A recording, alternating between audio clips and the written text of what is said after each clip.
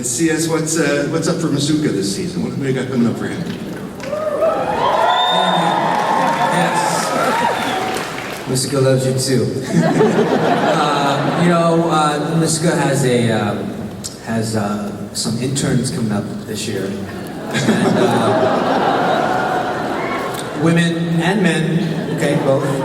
And he has some fun with some interns, and actually there's a Facebook thing that we have going on where Masuka has,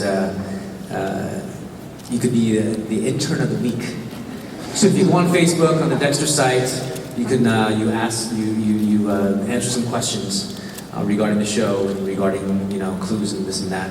And you too could be intern of the week. So he possibly, maybe, probably does get into some trouble with some interns this year. It's fun. I see sexual harassment lawsuits in his future. He's never taken that class before, so.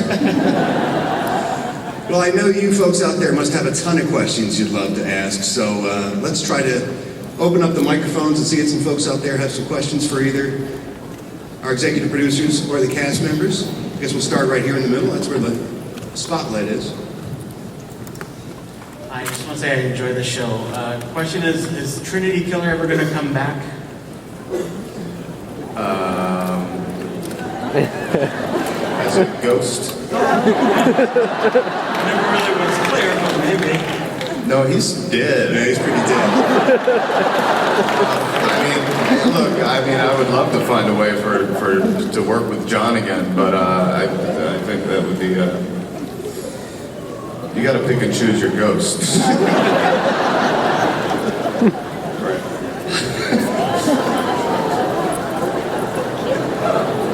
What's your question?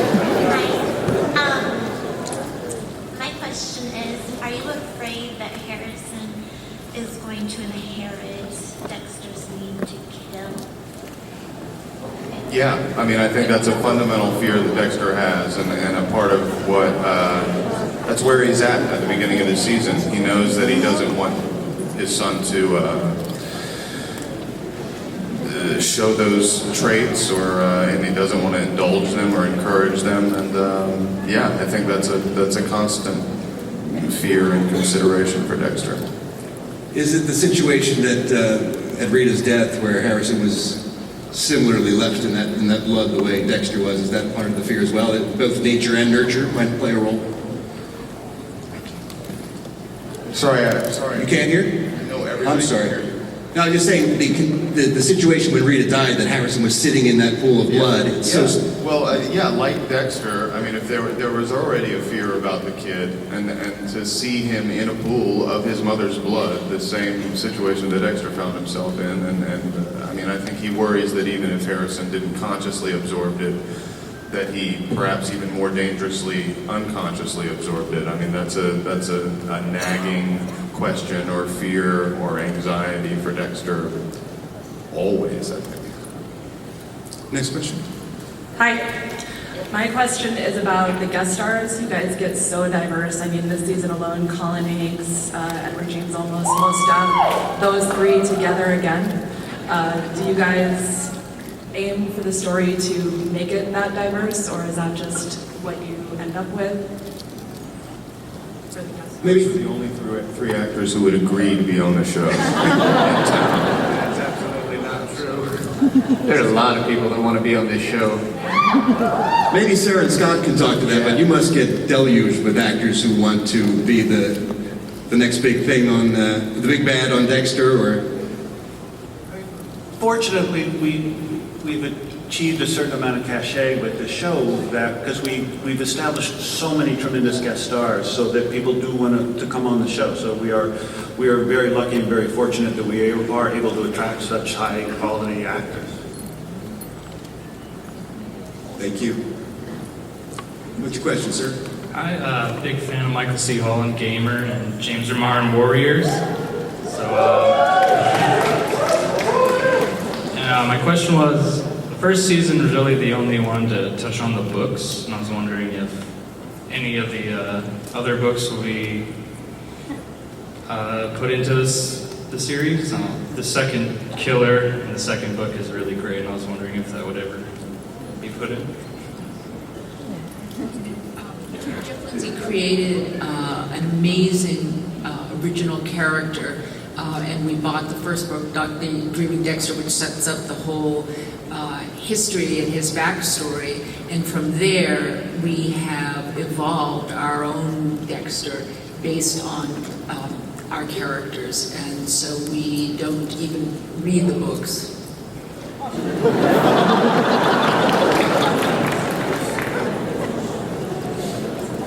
What's your question? Hi. Every season's been so amazing. I was just wondering if you guys could tell us each what your favorite season was. Favorite season? Yeah. Is that what you're asking? My favorite season is yet to come because Masuka and Deborah still have to get married.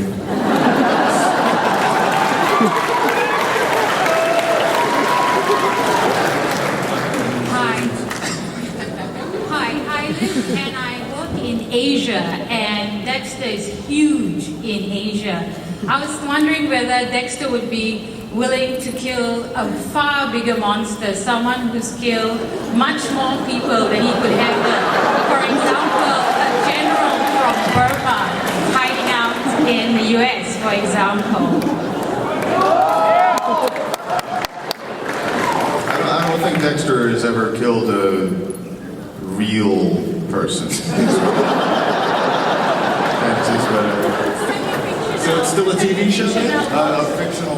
A fictional war criminal from Asia would be wonderful. Like Burma, for example. Right. Maybe Dexter will have a political awakening. Hi. I just wanted to know if there was anything ever ad-libbed by any of the actors during filming that turned the show into a different direction. How much improvisation goes on in the course of shooting an episode? Never. How's that, Scott? I think if improvisation comes into play, it's more just a little extra spice. I don't think anybody's improvised a fundamental plot shift. I'm assuming with writing that good, you probably don't have to change too much. That's right. It's always best to go back to the actual words. Hi. Hi. This question is for Mr. Hall.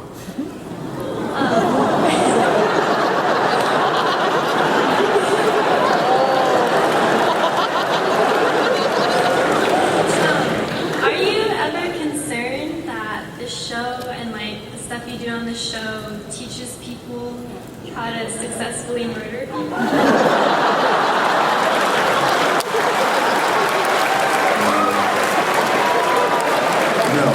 Because, I mean, for example, I don't think the show actually is any kind of manual on how to do anything. Because, I mean, there's a lot we don't see. I think if you look at it realistically, take the end of the first season, for example, the fact that he gets Rudy Cooper into that room, or Brian, his brother, an active crime scene. He gets him back in there and kills him. And like, he obviously has the power of invisibility. He can turn himself into smoke.